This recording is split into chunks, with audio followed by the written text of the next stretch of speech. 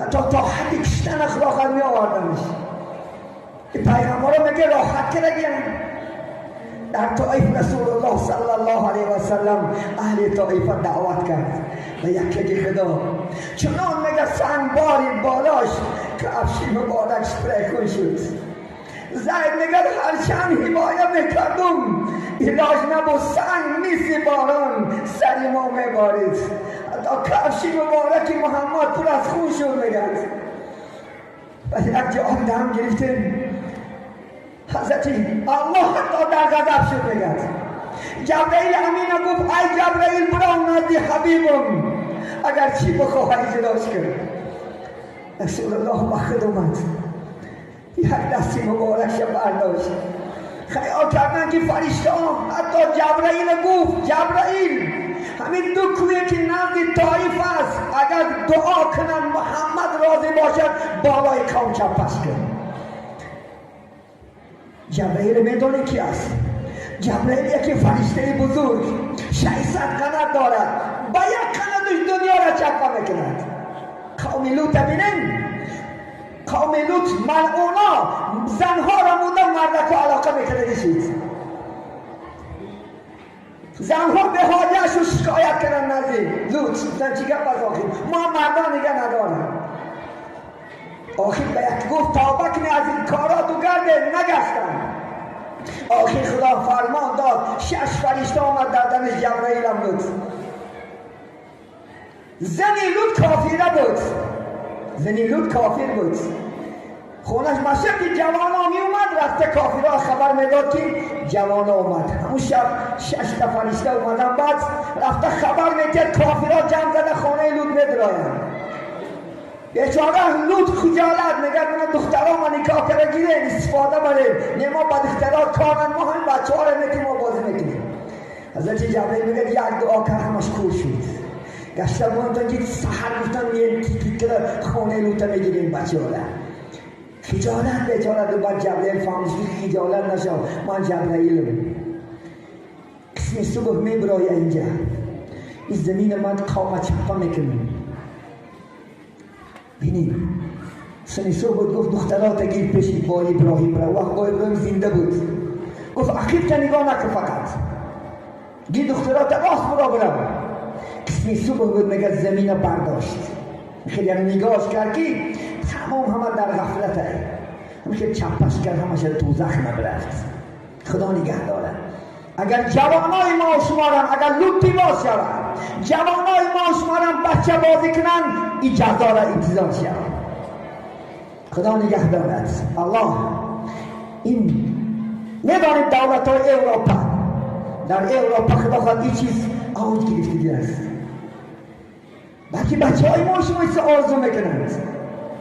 من کدام روز در شهر تاشکند 3-4 سال پیش سر برداشتن کن ما اجازت میدی کنوسیانی حقوق میدی حتی ما مرد با مرد نکاح شدن میکنیم. الحمدلله جنابی عالی خدا مبارک کند همش زده شدک شد در جا شنود. الحمدلله این چیز آوز گیرد ماندم بلا منتظر است. برای انشاءالله خدا خواهد جوانا را تاکید با تاکید بگو. تقدیر نیکی بعدی از خداست عزیزانی من. بچه های خوب می آید سرد هر گونه آفت و بلا گل بخار نمی روید در این باغ مرالی بلبلان از دغدغه زار. این بلبلی بیچاره هم همه اکی درش گل میخونده که زغاز ماده غرق میکنه نفسینش رسا بکنه. ولی ما شما اجان مایده دیم که یک به ایمان نمگه عزت که نیست شدیه بسه که دیم ما چند جا آماره داشتگی آدم هست مولا ها داشتگی هست ما ایمان دانا داشتگی هست شده که زد که نیست بس است دیم. از این سخنی من دیم روز گیر نشوی ولی عذابی خدا چکار میکنی بعد کاش عذابی خدا خلاص نشدی. سخنی من امروز خدا خواهد تیراری میزند روزی قیامت یاد باشید. پیغمبر اسلام دیگه دستکاش برداشت گفت اللهم اهدنی هذه القوم و هم لا یعلمون. خداوند گفت این قوما را راه خوب هدایت که اینا من نمیدونن. اگر میدونستن قدر من که من اینا در سعادت دو دنیا آوردستم هرگز من این چیز نمیکردم. پیغمبر ما شما دعای بد کردگی نیست عزیزانی. دایم دعای خوب میکنن در حق ما و شما دعا کردن رفته تا قیامت می اومدگی امت ها را خبر نرسونه. ما شما را دوست میداریم. محمد چنان حبیب است، چنان انشاءالله پیغمبر است. روز قیامت محکمه سودی سر نشده است. عزیزان من بینید، ما جنگ زده پیش حضرت آدم میرفتیم. آدم جان امروز محتاج بته شده، تو پدر ما هستی، شفیع شو، الله گناه ما را بخشد. حضرت آدم یک گم زده است، حضور من خطا کردم. در جنت خدا گندم نخل گفت، خوردم رانده شدم. امروز پیش الله خجالتم، پیش نوح بریم. پیش نوح علیه السلام میمدیم. ای نوح، ما را امروز شفاعت نمیکنی، محتاج اینشون ادوکت کردنی تو هستیم. نوح میگفت میبخشه، منم قومم در دعا کردیم که رب لا تذر علی الارض من الکافرین دیارا.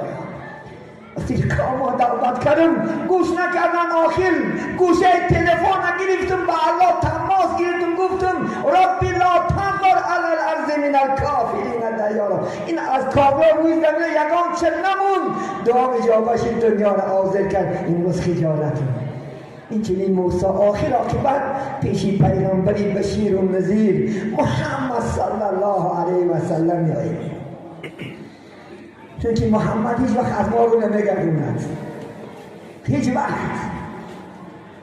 بود تا زنده آن حبیبی ودود، در غمی آسیان امت بود. تا زنده بود فقط غمی ما گنهکاران را خورد.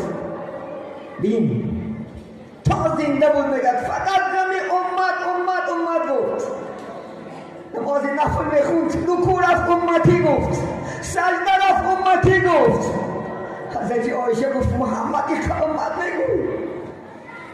و گفت من خداوند و ما ارسلناکم الا رحمت للعالمین.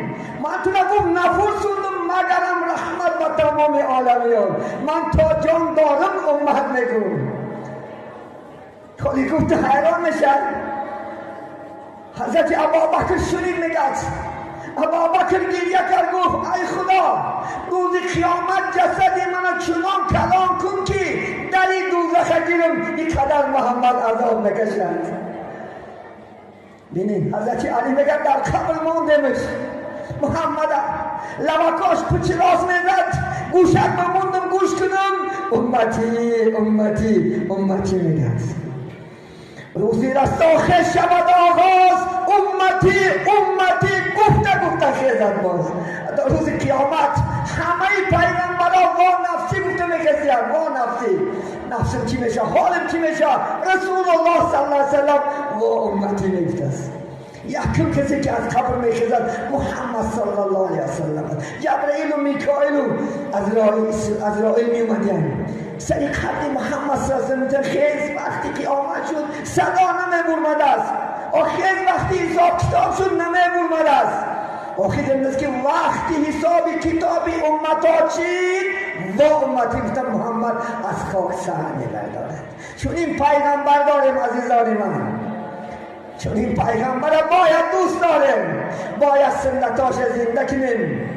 پیغمبر کسی را شفاعتگر است که او در جاده پیغمبر است. کیا محمد شفاعت میکنه روز قیامت؟ کسی که سنتاش کراشه، کسی که شناختاشش. ما مسلمانان همه طبق زندگیمو مثل سنتای محمد باشد، خیستن و ششتن و خوردن و خورفتن. باید طبق سنتای پیغمبر باشد. این اساسی وظیفه ما امروز میکنه چی است؟ نماز است عزیزان من. زنها را گویم انشاءالله خدا نمازاش نخونن الا جنت نمیدراید. اگر همین زنها تو با شما یک جای جنت میدراید اگر فرمانی شما فرمانی الله اکبر باشد. دویم زنها را جنت میدونید چی است؟ و صامت صومها. اگر گفتن یک ماه روزه ماه شریف رمضان دارد، مخلوقات بدید ماه مبارکی رمضان دنیا را فرا میگیرد. الحمدلله این یک ماه فرض است عزیز من، این قرض است. از یک از پول میگیری تا دادن خود نمیبرد، این روزه فرض است. اگر ناحق روزه یک روز گیر و دیگر روز نمیتونی تخرج 60 روز روزه میداری. 61 روز جزا دارد. این روزه نفلی نیست، این روزهای نفل است که مهمان بیاد میخریش. با یک روز دو یک روز قسم مهمان میآیمی، شاه میآیمی، اولیا میآیمی، بگاتی میآیمی، اتمن میآیمی، نمیتونی نخری، حق نداری، چونکه فرمون خداست. الله شما را فرد داره صدای خدا خواهد. استعیذ بالله یا ایها الذین آمنوا کتب علیکم الصیام کما کتب علی الذین من قبلکم. این روزا برای یک محمد نیست، از آدم تا خاتم است. همه پیغمبران این فرض بده روزه، برای یک تمو نیست. میگه کدام زنی که روزه نمیگیرد این ماه بگیر.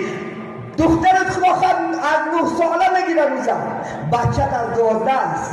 نماز از 9 دختران 3 سال پیش از بچه ها دخترها بلاغت نمیرسن، 3 سال پیش از 9 سر میکنن نماز و روزه گیریشن. بچه ها از سین 12 باید که روزه گیرن. روزه را خدا خواهد روزش میاد درباره روزه صحبت میکنه. یک ماه پول دلیل ندار برای بچه یکات روزه گرفتنش انشاءالله خدا خواهد دلیل ندار. 10 کیلو گوشت خرده آدمون، خیلی میوه ها را موند. پدر بزرگوارم خدا خواهد خدا رحمتش کرده باشد، دوره های شوره بود، دوره های بیخدایی بود. دوره های شوره ما 70 سال حیات بودگی از همون دوره بیخدایی بود. همون جمع پدر برادر کلانی ما برای روزه گرفتن انگور میخورد. پدر وقت بازار در سوق بود، خلاص در یگان قشلاقا بازار نبود، یک تا بازار بود سوق.